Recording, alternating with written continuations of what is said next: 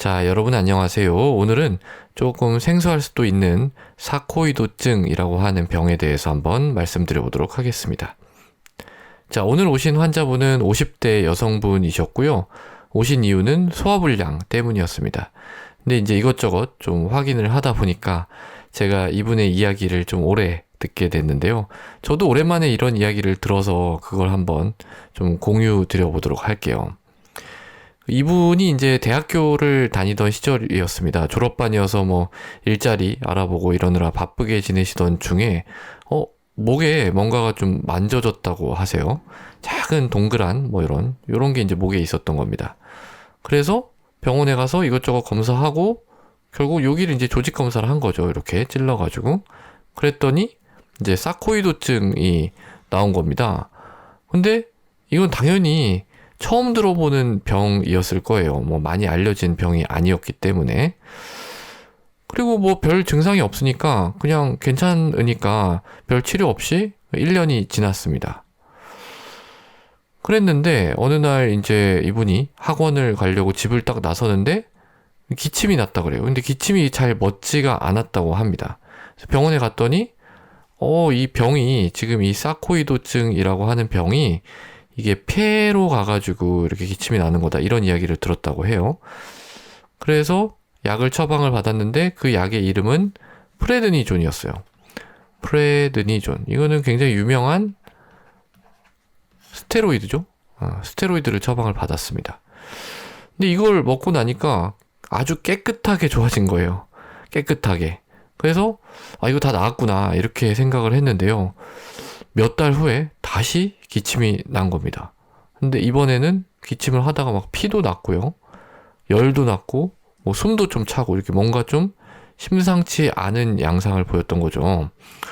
그래서 또 병원에 갔는데 결론은 곰팡이 감염이었습니다. 곰팡이균이 이제 폐로 들어가서 막 구멍을 뚫고 거기서 계속 염증을 일으키고 있는 뭐 그런 상태로 일단 최종적으로 나왔고요. 다행히 이제 입원 치료를 좀 오래 받으셨다고 해요. 그리고 나서 좋아지긴 했는데 그때 상당히 힘들었다. 뭐 이런 얘기를 이제 저한테 하셨어요. 그러면서 이제 이 병이 얼마나 힘들고 본인이 이제 이걸 얼마나 잘 알고 있고 다 잘 대처를 하고 있는지 그거에 대해서 말씀을 해주셨는데요. 이게 뭐 사실 제가 진료하는 그 부분이랑 크게 관련된 이야기는 아니긴 했는데 그래도 이런 드문 병에 대한 이야기를 들을 기회가 별로 없기 때문에 저도 좀 오랜만에 주의 깊게 들었습니다. 그래서 이야기가 나온 김에요. 이 사코이도증에 대한 내용을 한번 간단하게 정리를 해서 제가 말씀을 드려보도록 하겠습니다.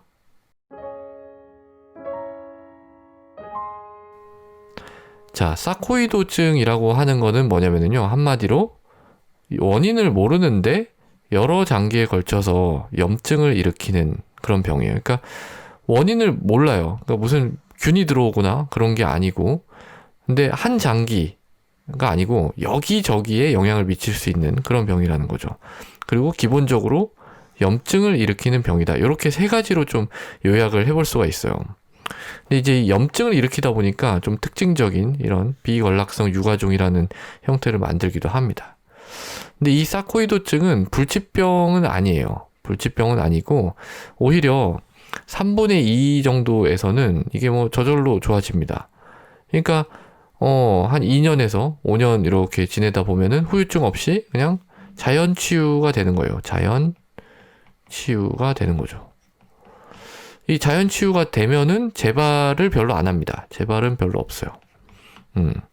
그런데 일부 환자분들에서 이제 합병증이 생기고 뭐 좋지 않은 코스 이런 식으로 이제 가게 되는 것이죠. 근데 누가 이렇게 자연적으로 좋아질지 아니면 누가 만성으로 가서 진행을 할지 이걸 아는 것은 거의 불가능합니다. 그래서 이게 이제 본인이 몸에 대해서 좀 잘 알고 있어야 좀 빨리 대처를 하고 그런 게 가능하겠죠. 자, 그리고 또 하나 이 사코이도증에 대해서 알아봐야 될 것은 암은 아닙니다. 암은 아니고 염증이라는 거예요. 염증. 그러니까 암이라고 하는 거는 뭐예요? 원 타입의 세포가 막 이렇게 똑같은 세포가 막 증식해가지고 장기의 기능도 못하게 하고 다른 장기로도 막 가고 이런 게 이제 암이잖아요. 근데 그런 건 아니라는 거예요. 그런 건 아니고 염증을 일으키는 질환이라고 하는 겁니다. 근데 그 염증이 어떤 균에 의해서 들어오는 그런 게 이제 아니라는 거죠. 그리고 여러 장기에 걸쳐서 염증이 진행되는 그런 특징을 가지고 있다라고 보시면 됩니다. 그래서 여러 군데를 침범할 수가 있기 때문에 이것을 우리가 멀티 시스테믹 이렇게 얘기를 합니다. 그러니까 우리가 예를 들어서 뭐 폐에 염증이 있으면 뭐라 그러나요? 폐렴 이렇게 얘기를 하잖아요. 그렇죠? 그리고 콩팥에 있으면은 뭐 신우, 신염 또는 이제 이게 간에 있으면은 간염 이렇게 얘기를 하게 되거든요. 그런데 이거는 딱 이렇게 정해져 있지가 않고 여기저기 침범할 수가 있다는 겁니다. 그래서 우리가 이걸 뭐라고 하냐면은 멀티 시스템이 이렇게 부르게 되는 것이죠. 그래서 여기저기 정말로 갈 수가 있어요. 근데 제일 많이 가는 곳은 바로 폐입니다. 95%가 폐로 가게 되고, 오늘 본 그 환자분도 폐에 주로 병이 있었죠. 물론 발견된 건 림프절, 목에 있는 림프절에서 발견이 되기도 했고요. 그리고 뭐 피부로도 갈 수 있고, 눈, 간, 골수, 비장, 중추신경계, 심장, 콩팥, 뭐 여기저기 다 갈 수 있습니다. 제가 이제 본 다른 환자분 같은 경우는요, 조금 특이했는데, 이분은, 지금 사례에서 말씀드린 그게 아니고, 다른 제 경험은요, 눈으로 온 분이 있었어요, 눈으로 왔다가, 그게 또 이렇게 간으로 가가지고, 좀 특이한 케이스였는데, 그렇게 해서 간이 굉장히 좀 좋지 않아져서, 간 이식까지도 고려를 해야 되는 그런 상황까지 갔던 분도 한 분 본 적이 있습니다.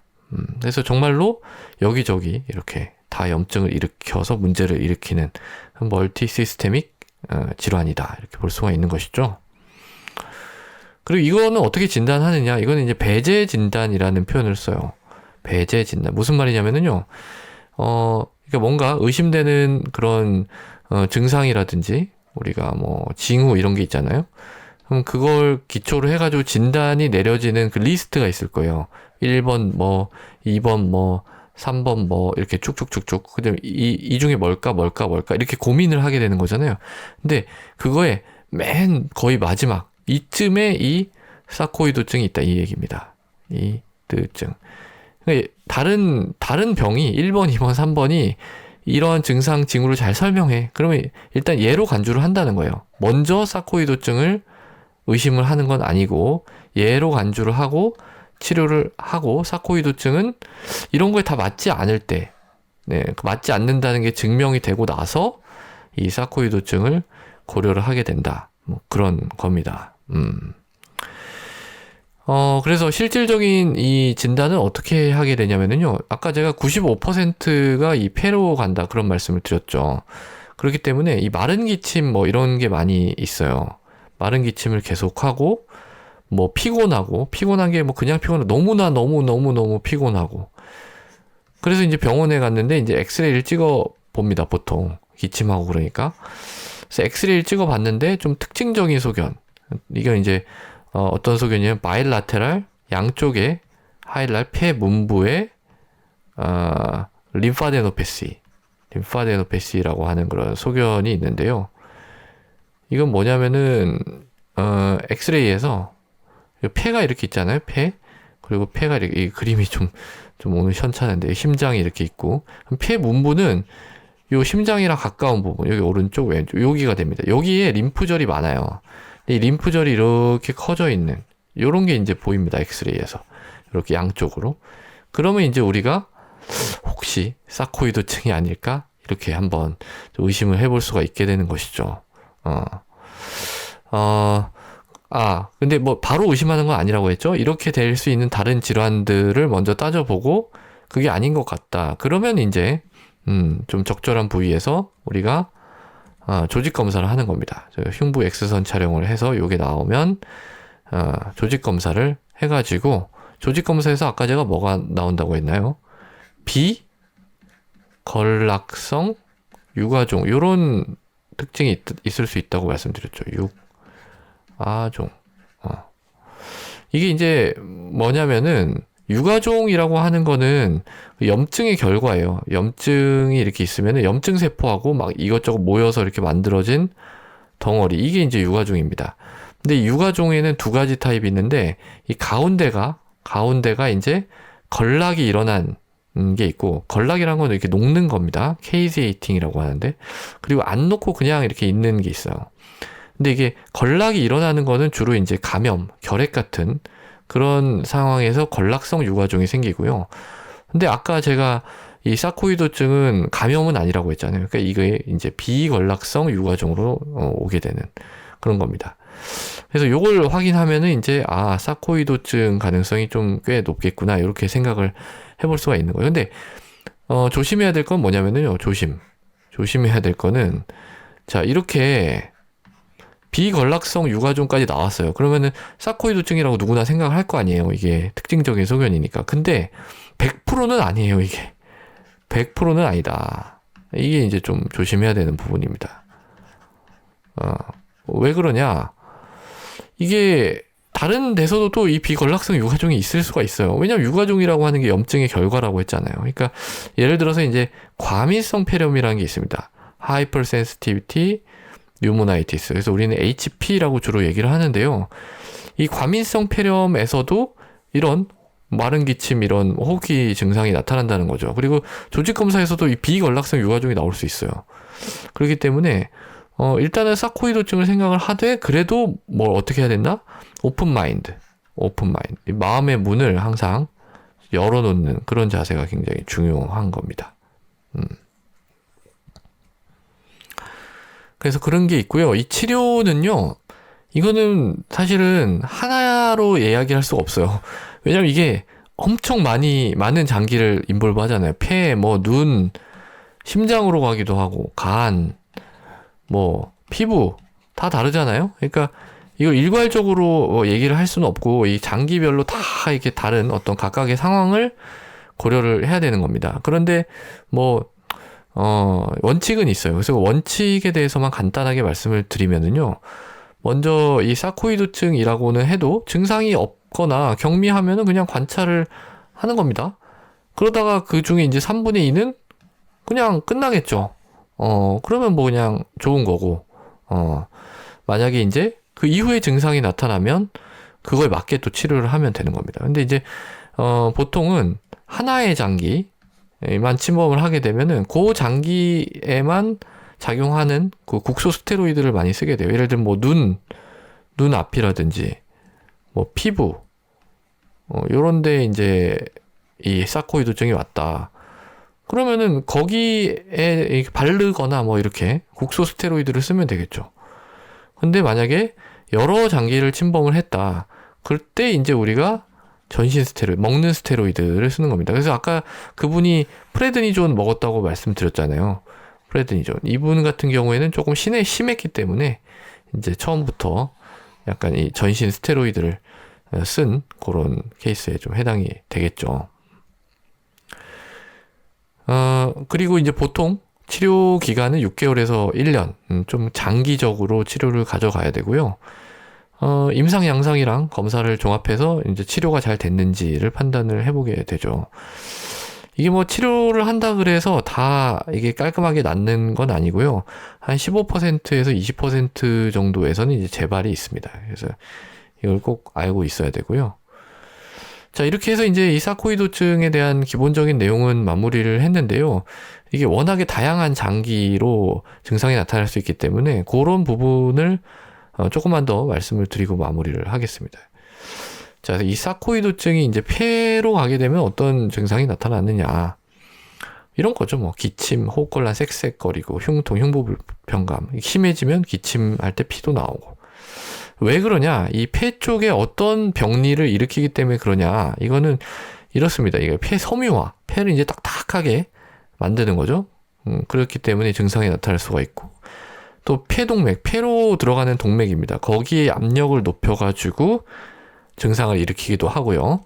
그 다음에 이제 기관지 쪽에 영향을 미쳐서 기관지 확장증, 그 다음에 이제 면역이 좀 약해져 곰팡이 같은 게 있더라고요. 이 아스페르질루스 균이 이제 곰팡이 균입니다. 그래서 그런 감염증도 일어날 수가 있고요. 그렇습니다. 자, 그리고 림프절로도 이제 이 병이 올 수가 있는데요. 이 림프절은 우리 몸의 감시초소죠. 감시초소. 여기에서 이제 백혈구들이 있습니다. 여기에 감시초소에 백혈구들이 있다가 뭐 이제 우리 몸에 다른데 어떤 일이 터지면은 쭉 가가지고 일을 하는 거죠. 여기 있다가 일로도 가고 절로도 가고 이런 식으로 일을 하는 건데 이 감시초소 자체가 할 일이 많아지게 되면 얘가 이제 커지게 되는 거예요. 그래서 이 목 또는 턱 밑 그리고 겨드랑이, 사타구니 이런 데 이제 림프절들이 많이 있는데 거기에 이제 커지는 걸로써 이 사코이드증이 나타나기도 합니다. 염증 질환이니까요. 자, 그리고 피부 같은 병변은요, 사코이드증이 한 25% 정도의 환자가 피부에 발생을 한다라 그래요. 4명 중에 1명이요. 이런 식으로 옵니다. 이렇게 뻘겋게 이 정강이 앞쪽 이런 데가 뻘겋게, 이 결절 홍반이라 그래요. 이거를 에리세마 노도슴. 이거는 이 아래에 있는 피부 아래에 있는 그 피하 지방이 있거든요. 이 피하 지방에 염증이 있을 때 이런 식으로 오게 됩니다. 이거는 뭐 별 치료를 하지 않아도 그냥 이렇게 없어지는 경우가 많아요. 6주에서 8주 정도 지나면. 이게 뭐 결절 홍반은요, 사코이드증에서만 나오는 게 아니고 그냥 이렇게 나오는 모든 경우를 그냥 결절 홍반이라 그래요. 그러니까 만약에 사코이드증에서 이게 나왔다 그러면 이거는 좋은 겁니다. 왜냐면은 요거 없어지고 또 사코이드증도 없어질 수가 있기 때문에. 근데 요거는 별로 좋지가 않아요. 이거 루푸스 페르니오라고 하는데요.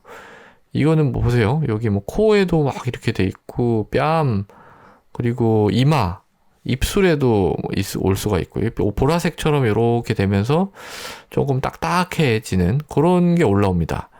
근데 이거는 저절로 없어지진 않아요. 이거는 이제 치료를 해야 없어진다. 치료를 필요로 하는 거고요. 그래서 이제 치료를 하면 그때는 이제 없어졌다가 다시 또 올라와. 뭐 이런 식입니다. 그래서 좀 까다로운 건데요. 그러니까 요게 있으면은 이분은 사코이드증이 약간 만성일 수가 있겠다. 이런 거를 또 시사하는 그런 소견이기도 합니다. 자, 눈의 경우에도 사코이드증 25% 이상에서 이제 침범을 하게 되는데요. 눈도 은근히 눈 치료하기 까다로울 것 같지만 그렇지는 않다고 해요. 1년 안에 보통 좋아진다고 하고요. 또는 다양한 방법으로 이렇게 치료를 할 수 있는 경우가 많다라고 합니다. 증상은 뭐 이렇게 다양하게 올 수 있고, 뭐 화끈거리고 간지럽고 아프고 건조해지고 눈물 나고 빨개지고, 이거는 이제 뭐 포도막이라고 하는 눈 앞에 있는 그 막 중에 하나인데요. 거기 염증이 오거나 아니 눈물샘이 막히거나 눈물샘 자체 염증에 눈물샘이 확장되거나 뭐 여러 가지 이런 병리 때문에 눈에 이런 증상이 나타날 수가 있습니다. 그리고 뭐 심장 쪽으로도 갈 수 있고 뇌로도 갈 수 있고 뭐 뼈 근육으로도 다 갈 수 있어요. 근데 뭐 이걸 다 알 수도 없고요. 이거를 아는 게 뭐 크게 의미가 있다고 저는 생각을 하지는 않습니다. 그러니까 핵심은 뭐냐면 각 환자분들한테서 주로 나타나는 그 부위가 어디고 거기가 어떤 증상이 나타났고 어떻게 치료해야 되는지 각계격파를 해야 되는 그런 병이라고 저는 생각을 해요. 자, 그래서 마무리를 하겠습니다. 이 사코이드증은 뭐다? 이 원인은 모르는데 여러 장기에 걸쳐서 염증을 일으키는 병이다. 이게 되겠습니다. 자, 오늘도 경청해 주셔서 대단히 감사합니다.